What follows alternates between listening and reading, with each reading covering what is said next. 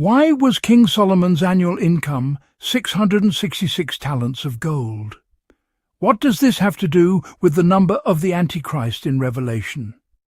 Why is the figure of 666 talents of gold mentioned in the biblical narrative immediately after Solomon was visited by the Queen of Sheba? And why did the meeting with the Queen of Sheba mark the final stage of Solomon's spiritual decline? We'll explore all of this in this video. From a spiritual point of view, the reign of King Solomon had 3 stages. In the first stage, he excelled in love for God and completed the temple.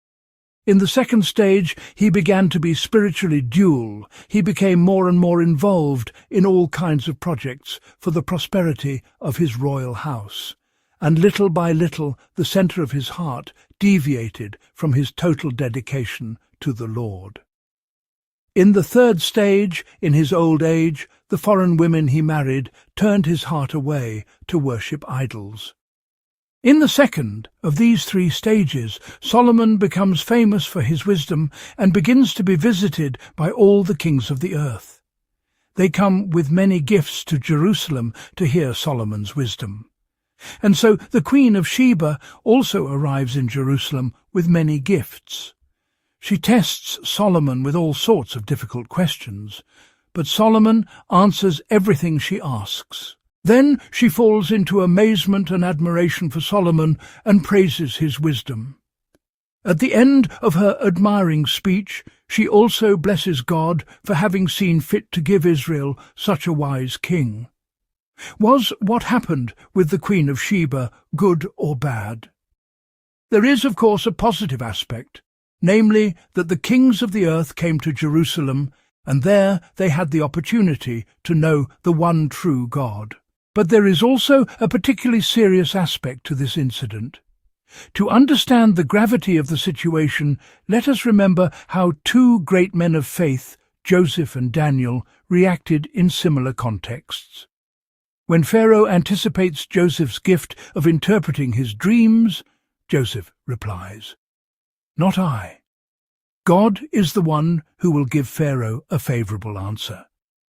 And when King Nebuchadnezzar asks Daniel if he can interpret the dream, Daniel replies, "There is a God in heaven who reveals secrets and makes known to King Nebuchadnezzar what will happen.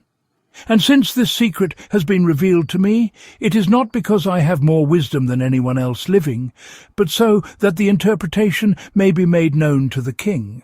Both Joseph and Daniel, in their moment of exaltation and celebrity, refuse to receive praise and admiration and shift all the credit and glory to God. Not me, but God. But what does Solomon do in the face of the avalanche of praise from the Queen of Sheba?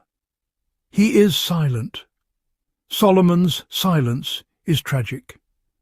The Queen divides the glory between Solomon and God.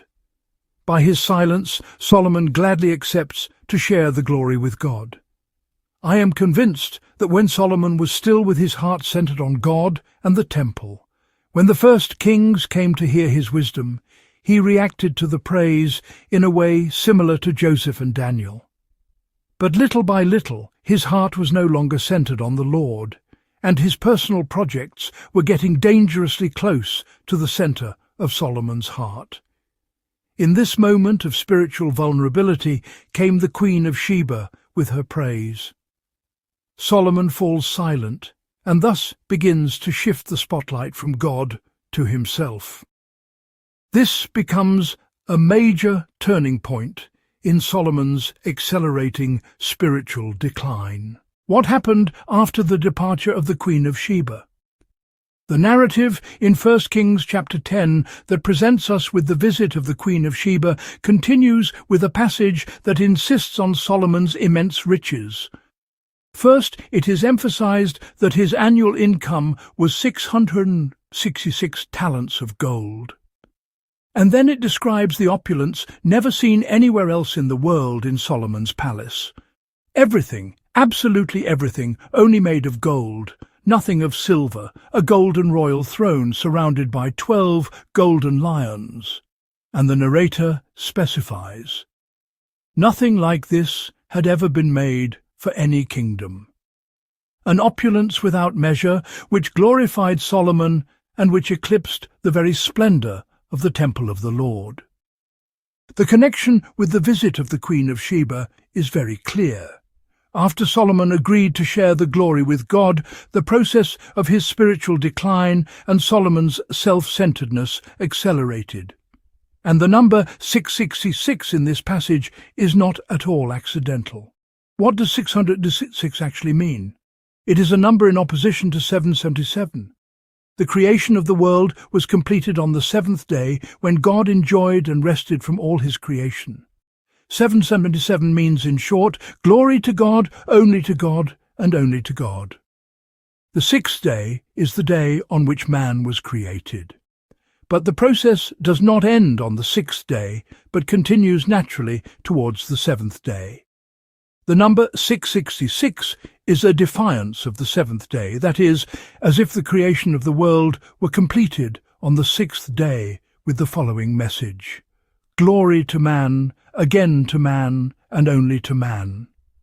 Indeed, in Revelation 13, when the Antichrist, a man among men, commands the whole earth to worship him, the narrator mentions the same number, 666.